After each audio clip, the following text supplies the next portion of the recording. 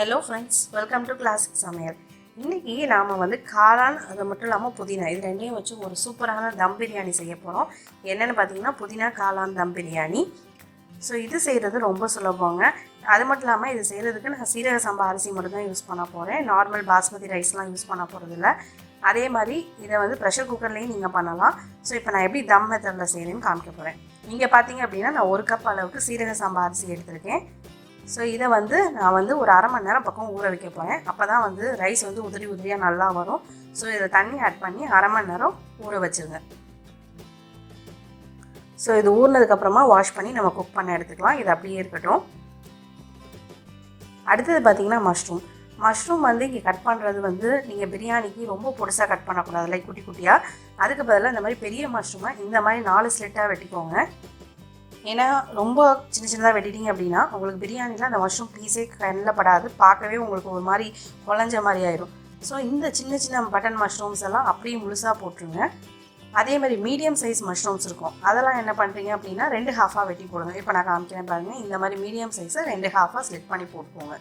So இதே மாதிரி எல்லா மஷ்ரூமையும் கொஞ்சம் பெரிய பீஸாக நான் சொன்ன மாதிரி கட் பண்ணிக்கோங்க. சின்ன மஷ்ரூமெல்லாம் அப்படியே நீங்கள் போட்டுடலாம். இது 1 பாக்ஸ் மஷ்ரூம் நான் அப்படியே யூஸ் பண்ணியிருக்கேன். ஸோ இப்போ எல்லா மஷ்ரூமையும் இங்கே கட் பண்ணி எடுத்துக்கலாம். நார்மலாக பிளெயின் மஷ்ரூம் பிரியாணி இல்லை புதினா பிரியாணி இதெல்லாம் பண்ணிப்போம். பட் அந்த புதினாவோட இந்த மஷ்ரூமை பிளெண்ட் பண்ணி ஒன்றா செய்யும்போது அது ரொம்பவே டிஃப்ரெண்ட்டான ஃப்ளேவர் கொடுக்கும். அதே மாதிரி கடைகளில் நீங்கள் மின்ட் மஷ்ரூம்னு வாங்கி சாப்பிட்ருப்பீங்க. பட் இந்த மின்ட் மஷ்ரூம் பிரியாணி ரொம்ப வித்தியாசமாகவே இருக்கும். ஸோ இப்போ நான் கட் பண்ணி எல்லா மஷ்ரூமும் ரெடி பண்ணிட்டேன். அடுத்து ஒரு மிக்ஸி ஜாரில் நம்ம அந்த மின்ட் மஷ்ரூமுக்கு தேவையான ஒரு மசாலாவை ரெடி பண்ண போகிறோம். அதுக்கு நான் இங்கே 1 கட்டு அளவுக்கு புதினாவை க்ளீன் பண்ணி வாஷ் பண்ணி மிக்ஸி ஜாரில் ஆட் பண்ணிக்கிறேன்.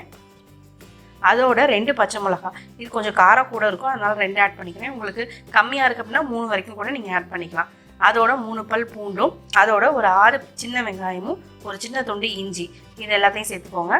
அடுத்து ரொம்ப முக்கியமான விஷயம், 1 டீஸ்பூன் அளவுக்கு கசகசா சேர்த்துக்கோங்க. கசகசா ஒரு நல்ல ப்ரில்லியண்ட்டான ஃப்ளேவரை கொடுக்கும் இதில்.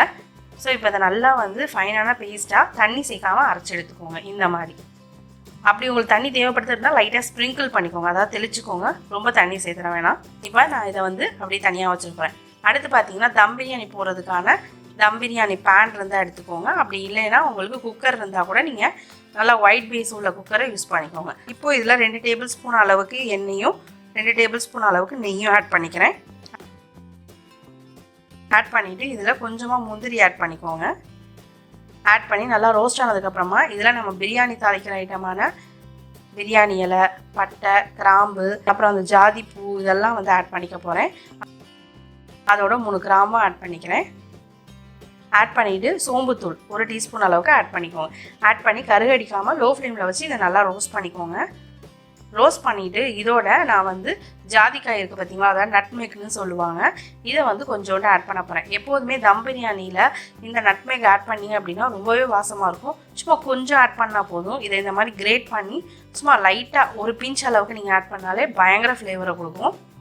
நான் ஆல்ரெடி சொன்ன மாதிரி கசகசாவும் இந்த ஜாதிக்காயும் தான் இந்த பிரியாணிக்கு ஒரு எக்ஸலண்ட் ஃப்ளேவரையும் கொடுக்க போகுது.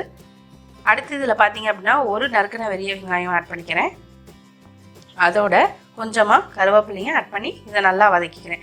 வெங்காயம் நல்லா வதங்கி கலர் சேஞ்ச் ஆகி வந்ததுக்கப்புறமா இதில் நம்ம அரைச்சி வச்சுருக்க அந்த பேஸ்ட்டை ஆட் பண்ண போகிறோம். நான் சொன்ன மாதிரி பேஸ்ட்டில் நீங்கள் தண்ணி ஆட் பண்ணிட்டீங்க அப்படின்னா உங்களுக்கு ஒரு மாதிரி சதசதன்னு ஆயிரும். அதனால தான் நான் ட்ரையாக அரைக்க சொன்னேன். ஸோ இந்த மாதிரி கொஞ்சம் ட்ரையாக பேஸ்ட் தன்மையில் இருக்கணும். ரொம்ப தண்ணி ஆட் பண்ணிட்டீங்க அப்படின்னா நல்லா இருக்காது. ஸோ இப்போ இதையும் நல்லா வதக்கிக்கோங்க. நான் 1 கட்டு புதினா எடுத்தேன், பட் அந்த புதினா அரைச்சதுக்கப்புறமா எவ்வளோ இருக்குது பார்த்தீங்களா குவான்டிட்டி, ஸோ இவ்வளோ தான் இருக்கும். இப்போ அதையும் நம்ம ஆட் பண்ணதுக்கப்புறமா நல்லா வதக்கிட்டு ஒரு தக்காளி லைட்டாக அந்த புளிப்பு தன்மைக்காக ஆட் பண்ணிக்கிறேன். அதோட 2 டேபிள் ஸ்பூன் அளவுக்கு புளிச்ச தயிரும் ஆட் பண்ணிக்கோங்க. ஸோ இது ரெண்டுமே உங்களுக்கு ஆட் பண்ணுறதுனால புளிப்பு உங்களுக்கு பேலன்ஸ் ஆயிரும் பிரியாணியில்.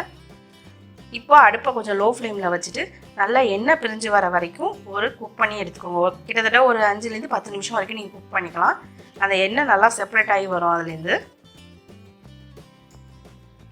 ஸோ பாருங்கள், உங்களுக்கு பார்க்கும்போதே தெரியுது ஆயில் எவ்வளோ அழகாக செப்பரேட் ஆகி வந்திருக்குன்னு.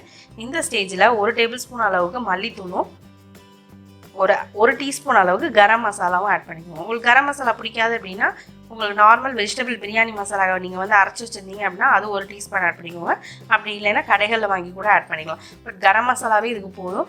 ஏன்னா நீங்கள் ரொம்ப பிரியாணி மசாலா ஆட் பண்ணிட்டீங்க அப்படின்னா அந்த புதினா ஃப்ளேவர் வந்து இதுலேருந்து போயிடும். அதனால தான் நான் வந்து கொஞ்சமாக ஆட் பண்ணிக்கிறேன். இப்போது இதோட நம்ம கட் பண்ணி வச்சுருக்க மஷ்ரூமையும் ஆட் பண்ணி நல்லா மிக்ஸ் பண்ணிக்க போகிறோம்.